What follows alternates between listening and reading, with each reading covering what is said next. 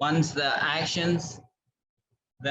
checks reveal that the plans are working according to the requirements, they can be continued, else corrective action can be implemented. Next, we have the components of this energy management system. What are the components of this energy management system? First, top management commits all the necessary information and resources to the energy management team so that they can demonstrate energy performance improvement. And the policy and objectives are established, energy policy and objectives are established and maintained. The energy management team is set up and the responsibilities for the team are defined. Then the plan for risks and opportunities are also made. All plans which are made are implemented, and then there is a measurement of performance, after which internal audits, management review, all demonstrate that the organization will conform to the requirements of the ISO 50001, which needs an organization to continually improve energy performance. Yes? Participants, am I clear? Okay. So let us go to the next slide. The core features of this standard. The core features of this standard is that it is a suggestive standard. All targets and objectives can be defined by the organization. There are no prescribed values required for any energy used or any energy improvement which needs to be shown. The unique features are energy collection of energy data, and after data is collected, an energy review is done, and energy performance indicators are set up so that we have an idea of how equipment is performing. In general, energy performance indicators are nothing but probably ratios showing how efficiently equipment is working. And based on an energy review, we normalize data over a period of time and set up an energy baseline, which shows us how energy is being consumed. So for example, in our home, if on an average for a month we use, say, for an example, 1000 units, we see that in winter or cooler months, we will be using only 700 or 800 units when significant energy using air conditioner is not working. And when in the summer months, you will see that the energy consumption will be 1200 or 1300 units depending on how long this air conditioner was turned on. So these are the core features. I just compare it to our home so that all of you can easily understand. Next, we have this plan, do, check, act process, which this standard requires to follow. So all the plans have to be processed, the necessary documented information, the objectives, and the legal requirements, other requirements which need to be met, and the process which needs to be followed to are planned, and these plans are implemented. Once these plans are implemented, the management checks whether these plans are in line with the requirements, whether all the compliance requirements are met, and if they are met, these actions are yielding the correct results. So the plan can be continued. Otherwise, corrective action is put in place. Next, the PDCA requirements from ISO 50001 perspective. So the planning of energy policy, energy planning, energy review, energy baseline, energy performance indicators, objectives and targets. These are all planned by management, and the energy management team is given tasks to implement all these plans. So the team works on implementing these plans by giving training, giving documented information, communication, and when designing products and services, consideration of energy performance improvement is taken into consideration. Similarly, when procuring items, consideration of the supplier is informed that energy performance will be a criteria for evaluation. Once the actions are implemented, checks are done to see if the actions are yielding the required results. So it is done using many different tools, and checks of legal requirements, other requirements are done, and internal audits are performed.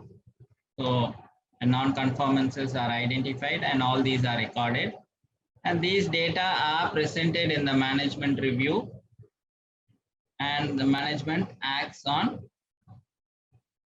all these different data which are presented to it. Yes, participants, is it clear? Thank you. So the different auditable clauses of ISO 50001, the clauses 4 to 10 are the ones which are auditable. And as you know, clause 4 is the context of the organization. Clause 5 talks about leadership and the commitment which leadership needs to have. Clause 6 gives us an idea about planning, and clause 7 is about support. Clause 8 about operations. Clause 9 is performance evaluation. Clause 10 is improvement. Yes. So this standard follows the high level structure of most management system standards. And the idea behind using this high level structure is that there is uniformity in documentation and implementation. There are lesser audit efforts required. It enables an accelerated focus, and there is less conflict. Multiple implementation efforts are done away with, and easier auditing can be done. So it prevents confusion and disorder. Time and resources are optimized, and also efforts. And because the structure is same with many management systems, it is easy to manage multiple management systems. Yes. So we go over to the requirements of the ISO 50001. The first three clauses are standard in all management systems as ISO 9001. So scope is the first clause. The next are normative references. Clause 3 defines terms and definitions. And from clause 4, which gets audited, it is about the context of the organization.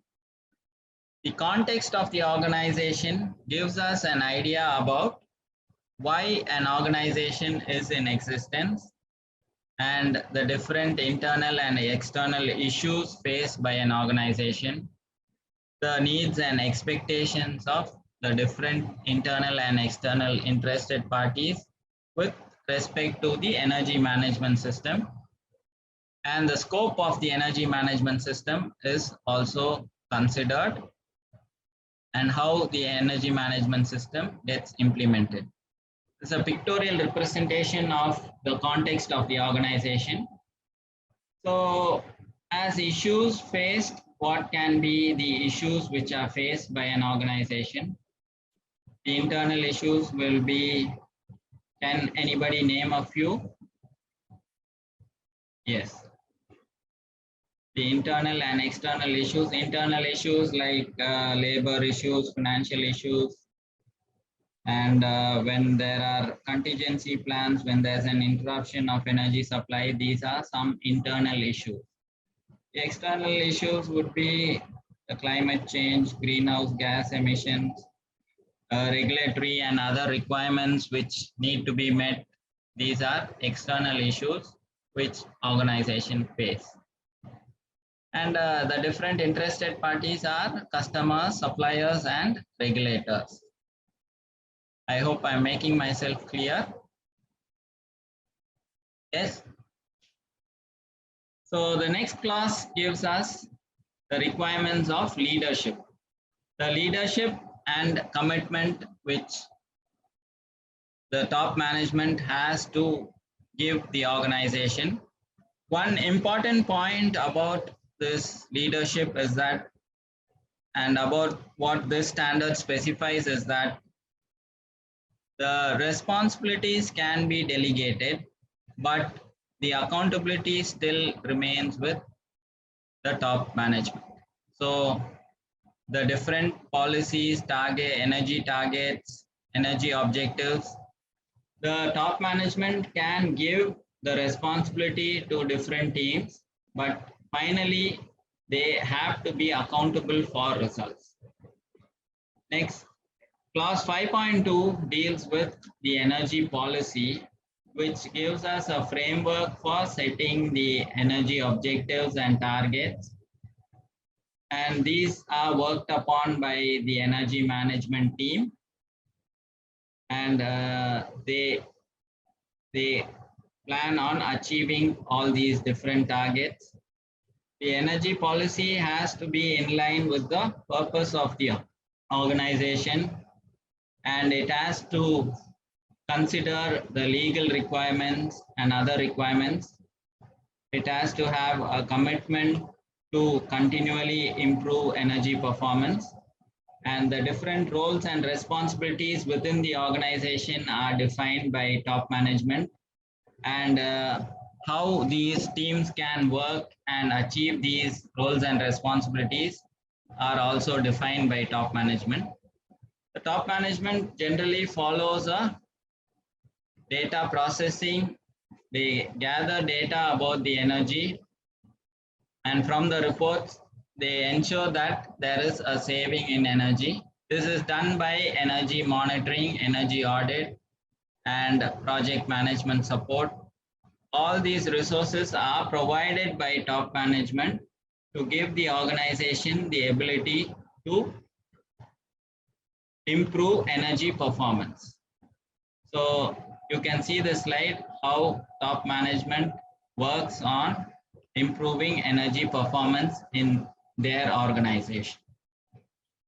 So the next clause is clause 6, which plans for actions to address risks and opportunities. It is basically planning for all the different energy data collection, the energy objectives, energy review, energy performance indicators, and energy baseline. So what is the energy performance indicator? So maybe if we consider a motor which is running in a cement factory, maybe grinding some fly ash or grinding cement, the efficiency at which this motor is working can be made into a energy performance indicator. If the motor has to be run on load, only then it produces product and generates revenue for the organization. So the teams can decide on a value which they find will be good for the organization. So these kind of performance indicators for all the significant energy using items are set up, and the organization plans activities to prioritize areas which can be worked on and energy performance can be improved upon. So these are some of the ideas which the ISO 50001 focuses on to ensure that there is energy performance improvement.